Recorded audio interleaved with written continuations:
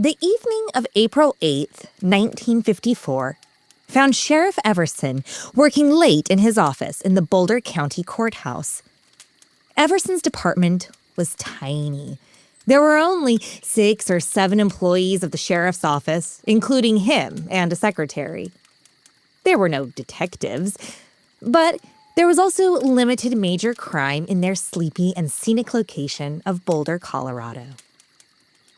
As the sheriff sat at his desk, working in the fading daylight, 2 University of Colorado freshmen came bounding into the office with a very serious and grim report.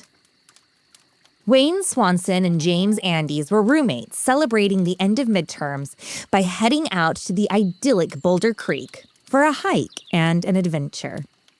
The creek was a short 15-minute journey from town, and the boys set out driving into the sun. Although it was early April, spring was making herself known. It was a dreamy 72 degrees out, and the mountainside was beginning to show the evidence of new life. The pair parked by Boulder Falls, but instead of making their way to the waterfall, they set out along the creek side. As it was still too early for the snow from the Rockies to melt and flow east over the creek, the water level was low, allowing the boys to hop from one side of the bank to the other, collecting sticks and kindling for a bonfire as they went. About a quarter of a mile down the creek, the pair clambered up bankside, back onto the road. With the sun on their face, the freedom of midterms, and the beauty of spring surrounding them, the pair were blissful, relaxed, and fully enjoying the abundance and serenity of their afternoon outing. However, as they padded along the roadside, looking down at the creek in search for more firewood, the pair made a curious discovery. Laying haphazardly on the rocks of the creekside was a mannequin. Puzzled, the pair shimmied down to the creek to investigate the dummy. However, as they approached the fleshy figure, they were horrified to see the dead, decomposing, naked body of a young woman.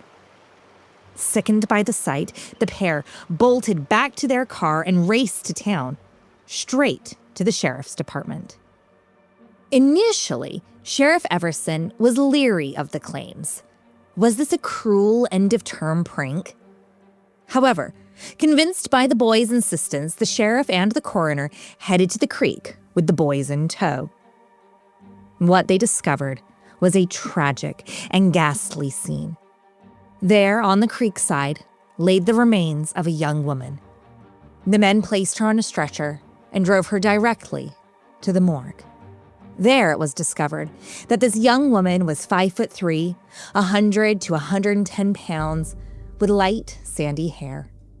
Her body was a mangled mess of fractures to her jaw, skull, collarbone, and multiple cuts and scrapes and fractures to her left side.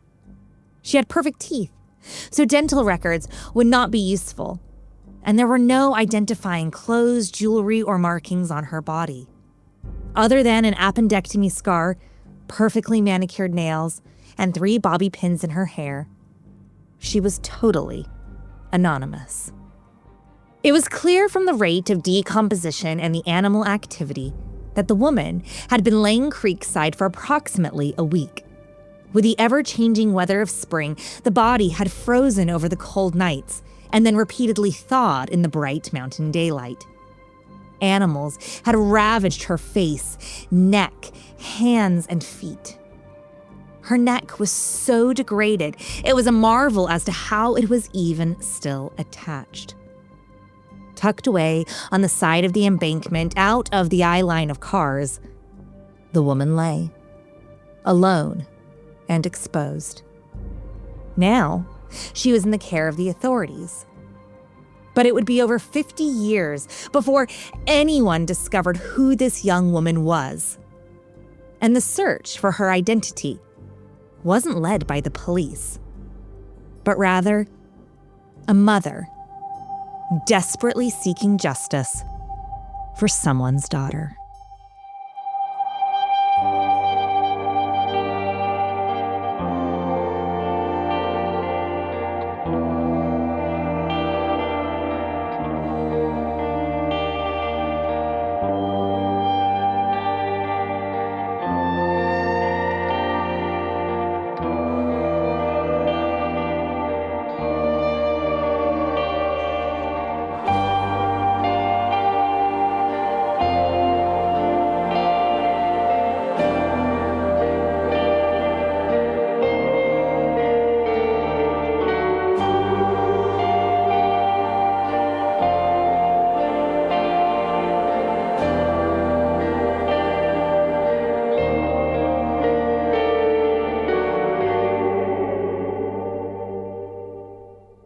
We are just 4 episodes away from the season 5 finale of The West London Witch. Although the podcast will go dark over the summer months, our Patreon will be alive with our 2nd annual summer reading program. This year, we will be diving into a horror classic that we've actually covered on this season of The West London Witch.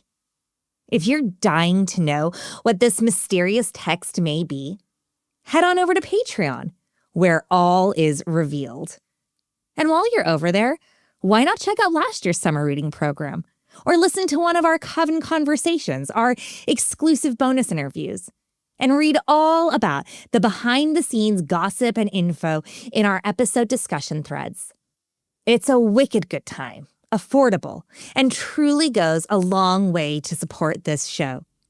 Join us on patreon.com/The West London Witch.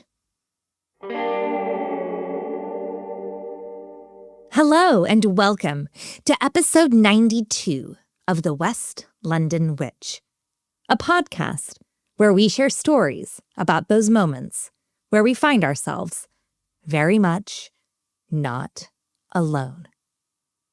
I am constantly on the hunt for new stories to share on the show. I spend hours every week researching, and sometimes that research leads me to very interesting destinations.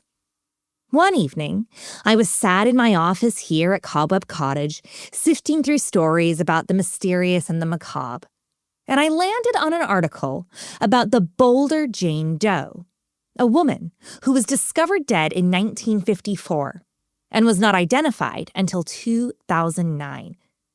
My interest was immediately piqued.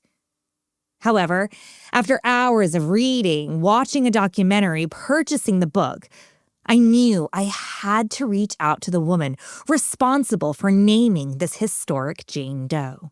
So off to SilviaPettem.com I went and reached out to the author of Someone's Daughter in search of justice for Jane Doe. When I reach out to people or locations, it's always a gamble and a bit of a crapshoot. Will they read my message? Will they dismiss it based off of our show's name? Will they send me back a less than friendly response? Or will it simply rot in their spam folder? Who knows? However, one thing I was sure about was I knew that Mrs. Pettem would definitely receive my email, for Silvia is a true internet wizard. Fortunately for all of us, Silvia did agree to share this incredible story with us today. A 13-year mission and campaign to give back the Boulder Jane Doe her name. I'm Rebecca Struzina, and this is The West London Witch, Episode 92, Someone's Daughter.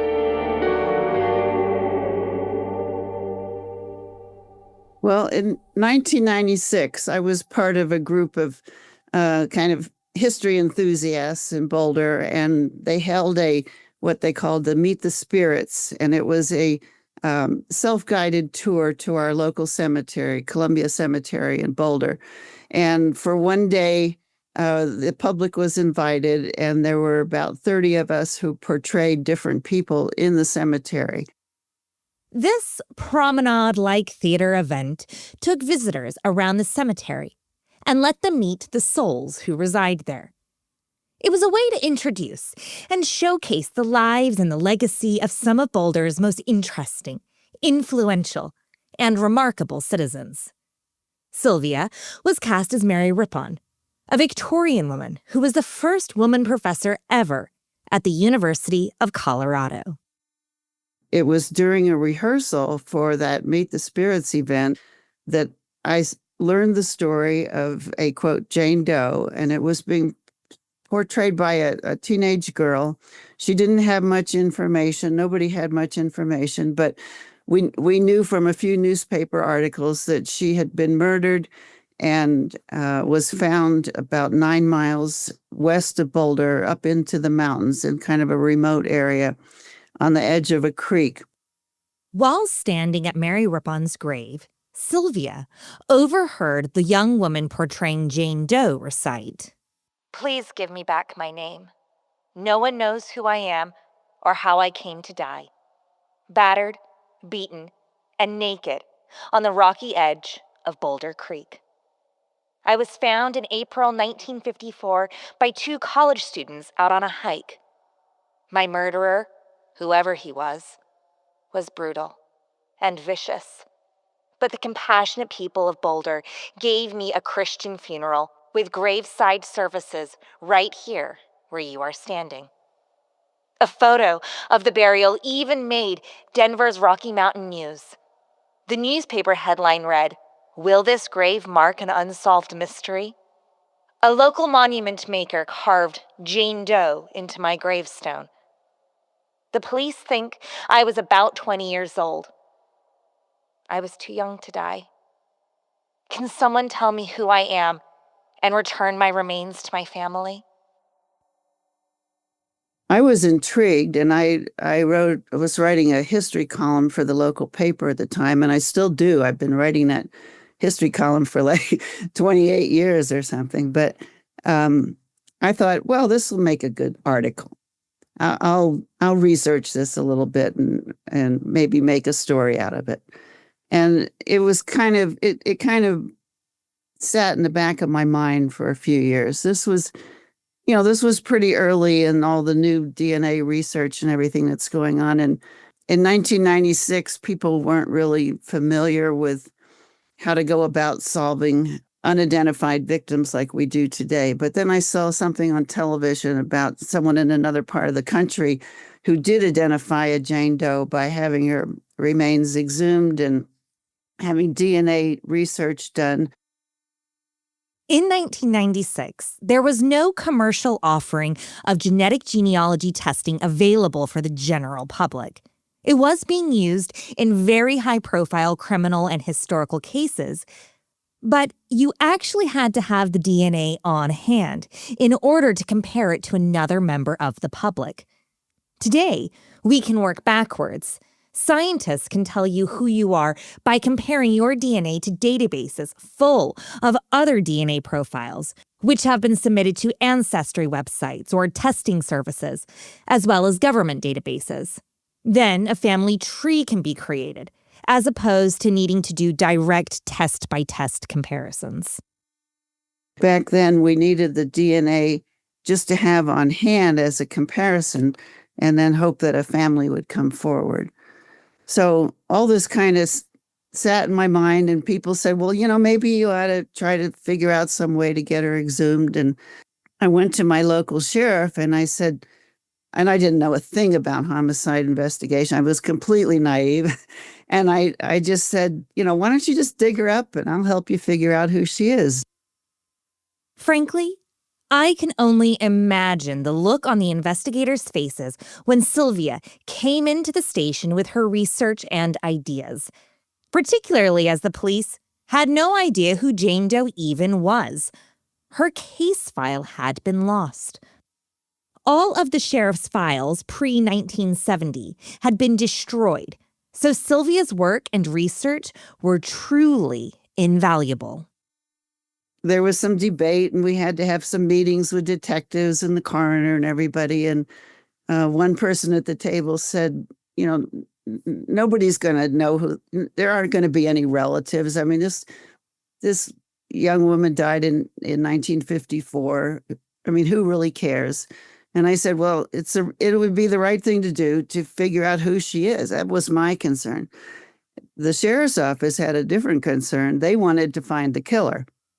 This was the golden ticket. In order to solve her murder and catch the killer, the police first needed to identify who the victim was. And I'd like to read it's on page 9 of both editions. I wrote, over the course of the next few months, as autumn turned to winter, I frequently stopped by Columbia Cemetery and visited Jane Doe's grave. The trees shed their leaves, which crunched under my feet, and I was reminded of the cemetery's 19th century description as the city of the dead. I enjoyed the quiet and solitude. Many of the names on the gravestones were familiar to me, and I felt as if I were among friends. Although I do not think of myself as religious or even particularly spiritual, I was drawn toward Jane Doe's grave, and I figured that her spirit must have been guiding me. I could not get out of my mind the first few lines of a poem that Mary Ripon's husband penned more than a century ago. But seems there is a legend or an old philosophy that a spirit sometimes lingers in a blossom or a tree. As a historian, and more importantly as a mother, I made the decision to embark on a solitary quest to acknowledge the life of this unknown woman. What Silvia didn't realize at the time was that this quest would turn into a 13-year crusade and would draw her into collaboration with law enforcement, forensic investigators, researchers, and other passionate and curious citizens. It was actually in 2003 that I had these formal meetings with the sheriff officials and the coroner, and the bottom line was the sheriff said that he couldn't really justify spending the money on a long ago cold case, but if I could raise the money for DNA comparison, then he would consider it. Unsurprisingly, Silvia rose to the challenge. That's when I approached the Historical Society and I said, could we set up some sort of fund through your nonprofit so that people could make donations? And I was already writing this history column, so I had an in with the local newspaper. So through the press, we managed to raise several $1,000s. And nowadays, there's agencies that would do that for free. But back then, we had to find a private lab to do the DNA. And then we got America's Most Wanted, the TV program, involved, and things just started happening really quickly. The hard work paid off, and it wasn't long before the team had secured enough funds for the DNA testing. But in order to get the DNA from Jane Doe, she first needed to be exhumed. And when the exhumation was done, I was allowed to be there, and that was really exciting. I was told ahead of time that her coffin would be lifted out of the ground and taken to a morgue where the forensic experts would examine her remains, but that's not how it turned out. Jane Doe had been buried in a simple pine box. After 50 years of being in the ground, the wet dirt had caused the coffin to disintegrate. So they started digging down, and suddenly all we saw in the ground was like a few bone fragments and some hair. I was completely puzzled. I'd never been to an exhumation. I didn't know what was going on. And one of the forensic experts just looked over at me and he said, the coffin's disintegrated. It's going to be like an archaeological dig. And it took 2 days for the forensic people to pick bone by bone. Every little piece of a toe came out of that grave. And every bone was put in a little paper bag and labeled. And at that point, I just reached down myself and touched her hair. I felt like I needed that connection. And that sounds weird, I know, to some people. But to me, it was, I'd read so much about her and thought so much about her. I just wanted to reach down there and have a connection with her. So this process had not been as straightforward as anyone had planned, and things were only going to continue to be tricky as Jane Doe was transferred to the morgue. Once all the remains were taken out, one of the forensic experts, the skull was broken into more than 100 pieces. He had to reassemble that skull out of those 100 pieces. And that reassembled skull was sent to another forensic expert. This is all part of what's called the Vidocq Society in Philadelphia.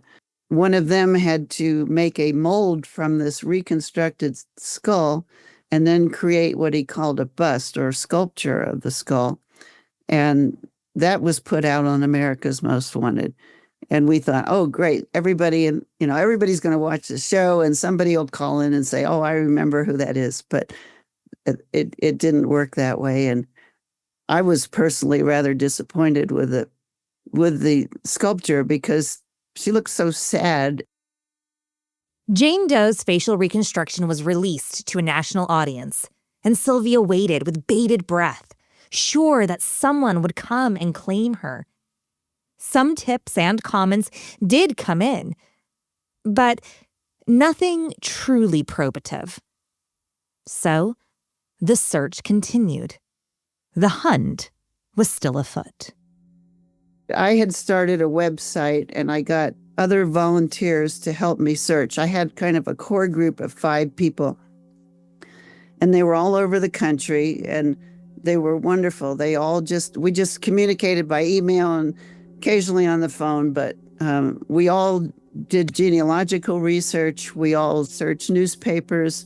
And again, this was back in 2004 and 5. I mean, this was 20 years ago.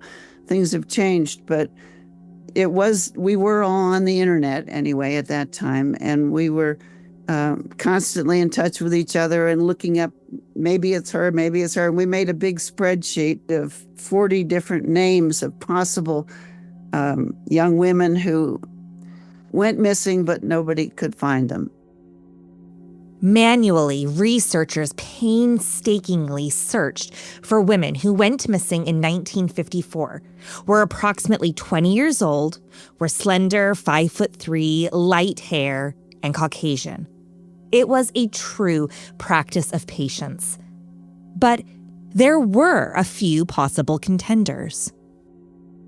The first name, actually, that looked like a possibility was a woman who was murdered in Canada, in Toronto, and she has still never been found. But she was the first one that the sheriff's office said, we need some DNA from her family. When the brothers' DNA was compared, it did not match. The next person to come along was a young woman who ran away from Nebraska. And by this time, we had gotten a lot of national publicity, not just the local in Boulder. And a woman called me after reading an article. She called me from North Platte, Nebraska, and she said, I think maybe your Jane Doe is my great aunt. And that was a woman named Twyla May Embry. Once again, the sheriff's office organized for a DNA comparison. The first test result came back inconclusive. However, after another round of testing, Twyla's family were told that the Boulder Jane Doe was not their family member. Disappointment was felt all round. However, in the Boulder Jane Doe case, a new name would soon come onto the scene. Actually, there were 2 women who were reported missing at the time. From reading the old newspapers, there were 2 women who were reported missing from this Denver Boulder area. And one of them she just didn't fit the description at all. I think she was 20 pounds heavier and a couple inches taller or something. But Catherine Dyer went missing from Denver, and Denver's 30 miles from Boulder. So we looked, that was considered close. There were no missing women actually from Boulder itself. And she did fit this description. She was slender and petite with light brown hair, and it just seemed to fit. Catherine was the right age, height, ethnicity, and build. She disappeared without a trace, and no one knew what had become of her. I had traced her to a marriage in Prescott, Arizona.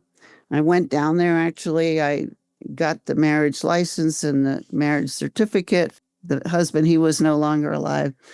I finally tracked down the 4th wife of this husband of Catherine, and she was alive, and she lived in Denver. We were talking on the phone, and she said that she had a lot of photographs that her late husband had taken, and they were on big, large glass plate, color positives. But She said she didn't know what to do with them. And she said, I just put them out for the trash man to pick up. And I said, wait. I'm 2 hours away, but I want to drive down and see those photos. I went down there and she was very nice. And she just said, you can have them all. I don't want them.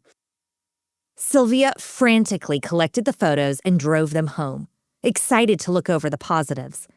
She laid them all out on a light table and was astounded by what she found.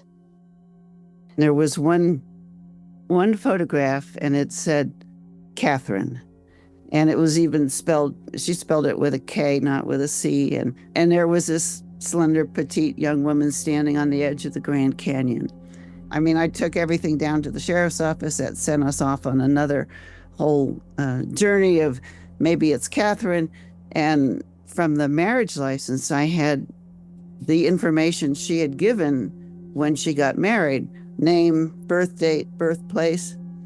So I sent my whole team of researchers and I said, let's build a family tree. Let's find some descendants.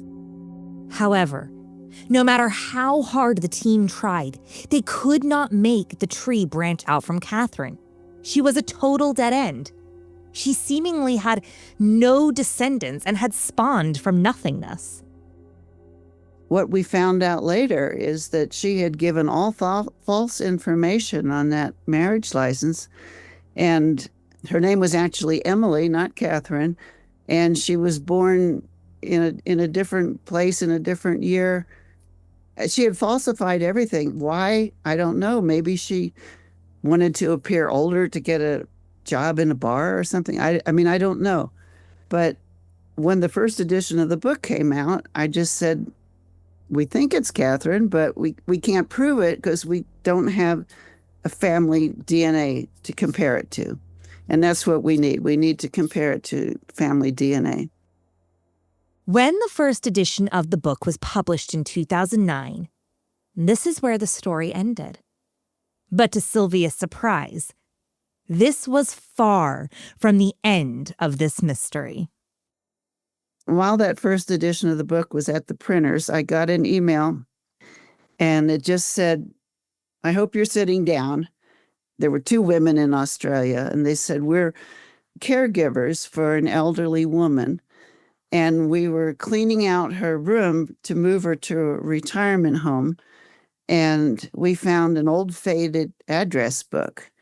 And we knew her as Barbara Thompson.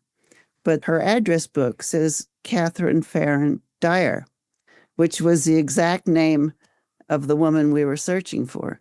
So they said, we just did a Google search for Catherine Farron Dyer, and we ended up on your Jane Doe website. You're looking for Catherine Farron Dyer.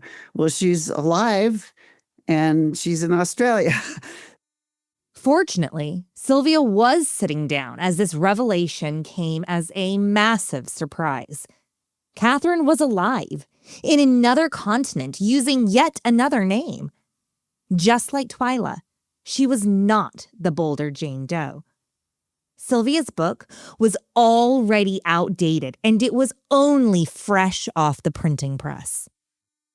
Then I started getting phone calls from reporters in Australia, and I mean, it got really bizarre. They came out with headlines that said, murder victim found alive and things like that.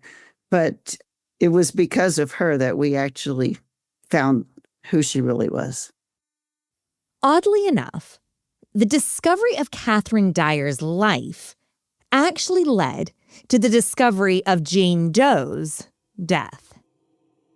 Once we, quote, found Catherine in Australia, and there was a lot of publicity, and again, it was like not just national publicity, but international publicity.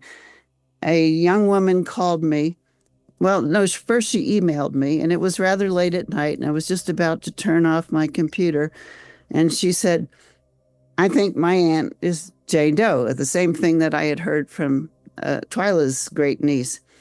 I think the clincher was we had found an autopsy report that showed that the Jane Doe we were looking for had her appendix out, and she had an appendectomy scar.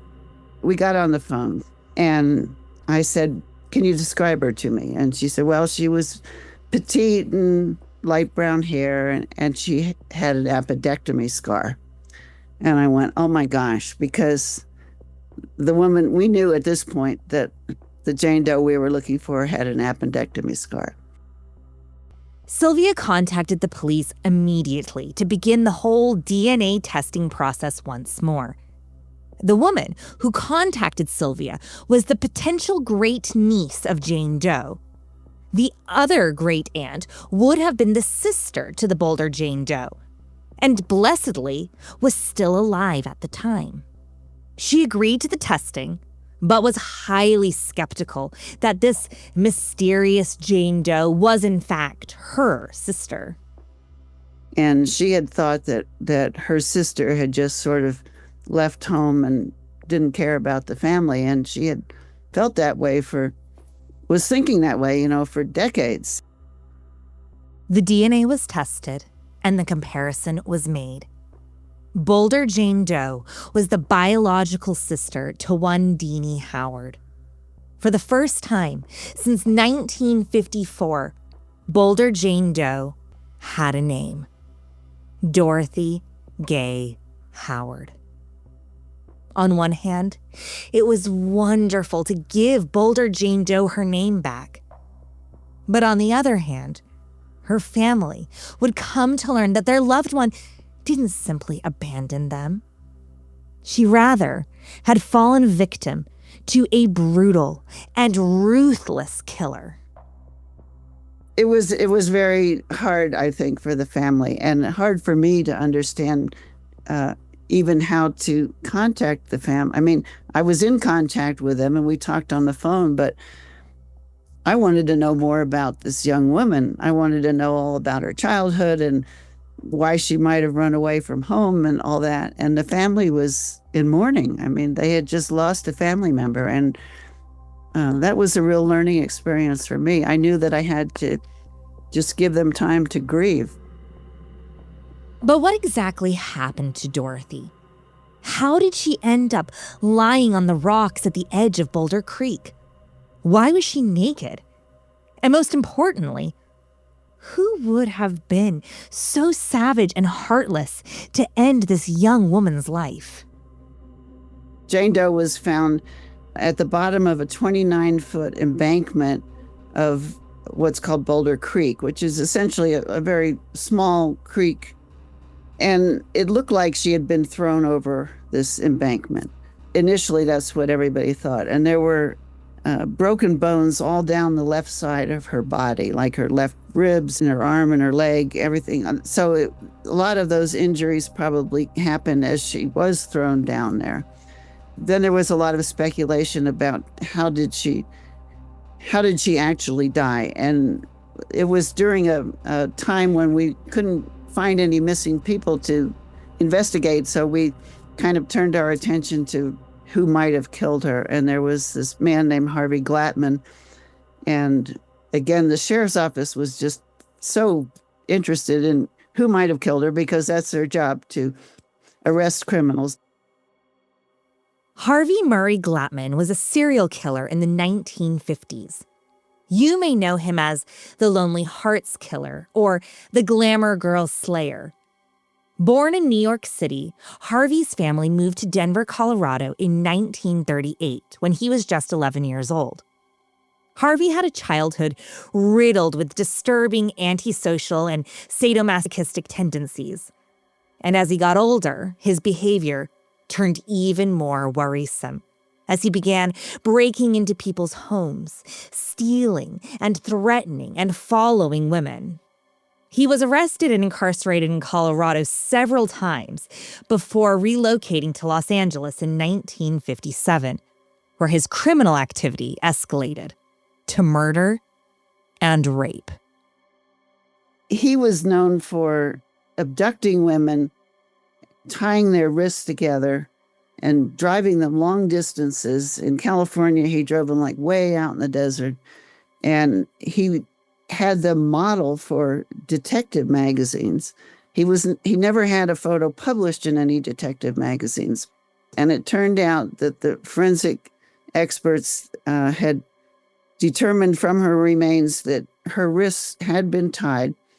There were some ligature marks, and we figured out that she had been likely abducted from Denver. Harvey Glattman sort of trolled for his victims in Denver. And driving her from Denver up to this remote area in the mountains west of Boulder is not any different than what he did in California with his victims.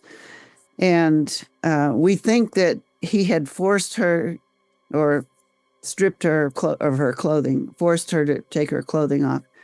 And at some point, she may have jumped out of the car and started running down this road. One of the forensic experts came up with a term, he calls it the bumper theory, because it turned out that there was a fracture in her kneecap that would have been just about the right height of the car he was driving. And that was all thoroughly researched as well, exactly what type of car he owned at the time. And they all had these big bumpers with lots of chrome. We think that she got out of the car, started running down the road, and he hit her and knocked her down this embankment. There was one headline that said they thought she was still alive when she was knocked down. Others didn't say that. We don't really know. If Dorothy didn't die from the impact and the fall, she most certainly would have died from exposure. April in the Rockies can be brutally cold. There had been freezing spells, and Dorothy was not only mortally injured, but also completely naked and exposed. Do you think that Harvey Glattman was involved? I do personally, yeah. I've dug into that a lot, and there was an interview I sent off to the California State Archives, and I got like 500 pages of transcript of him being interrogated about these other victims in California. And out of the 500 pages, there's one page missing. And unfortunately, it's the page that would really shed some light on this, because they started asking him, what about these women in Colorado? Are they still alive? And his answer was, unless they've been run over. And that's all he said. And then the next page is missing. And it's like, oh, why didn't they ask more questions, or what happened to that page? But you put all this stuff together, I'd believe that he is the person who is responsible for her death. Yeah. But there's no way we can prove that. Not only was Harvey in Denver at the time of Dorothy's death, but he also lived only a few blocks away from where Dorothy was living with her aunt. And then the clincher for that was I found an old newspaper article in which the Boulder sheriff at the time, and this is 1954, the Boulder sheriff at the time said that he thought Harvey Glattman might be the killer. And at that time, Harvey Glattman was still alive. And apparently the Boulder sheriff people sent their case file to California, and they and I and a whole lot of other people tried very hard. We contacted all kinds of different agencies. We can't find it. We can't find the case file that the sheriff at the time sent to California when he thought Harvey Glattman was the killer. And then the sheriff's office files, like I mentioned before, have all been destroyed. So the whole thing had to get reconstructed from all these little pieces. There is absolutely no closure in a case like this. There is no happy ending. But thanks to Silvia, there is resolution. Boulder Jane Doe has her name back. Her reconstructed bones were returned to the earth, and a new gravestone now stands next to her original Jane Doe grave marker. Her grave, it just looks like it always had, but underneath there is this new coffin in a concrete vault. It's never going to deteriorate. And inside there is her reassembled skull, all those 100 pieces all together, wrapped in bubble wrap. And then there are all these little bags of all of her bones, all labeled. I mean, it looks like something out of a scientific laboratory, I know it's there because I saw the coffin open and I took a picture of it.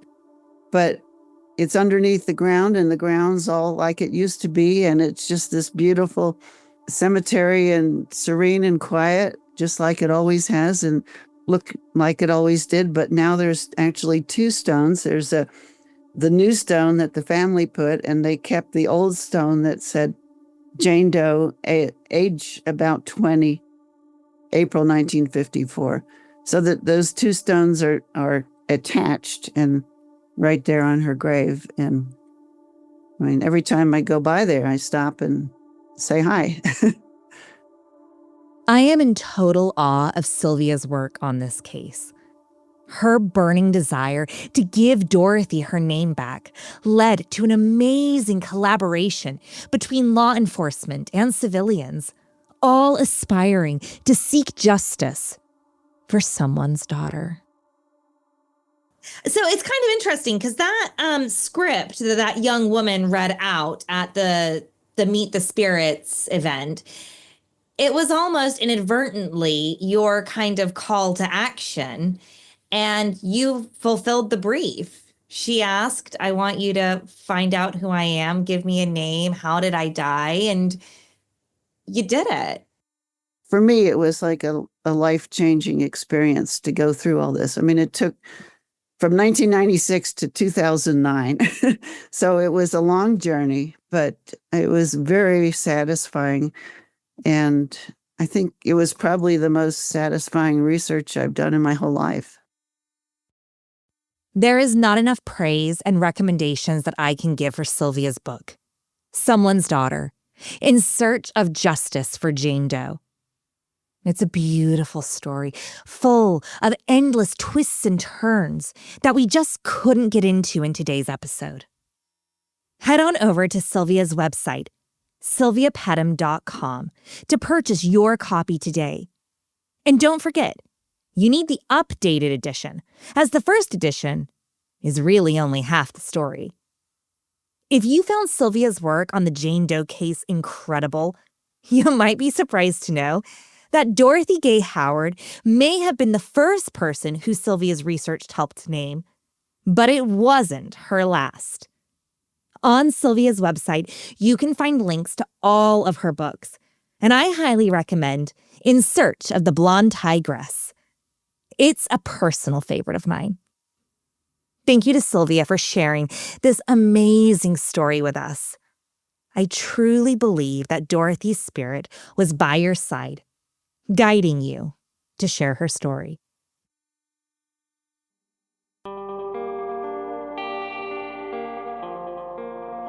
Do you have a spooky story you'd like to share?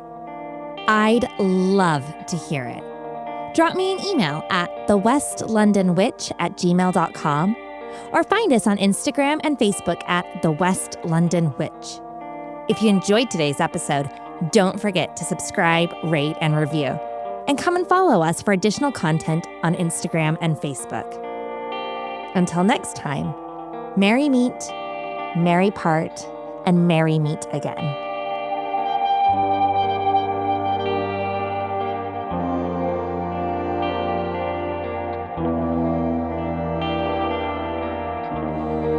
The West London Witch is created by me, Rebecca Strazina.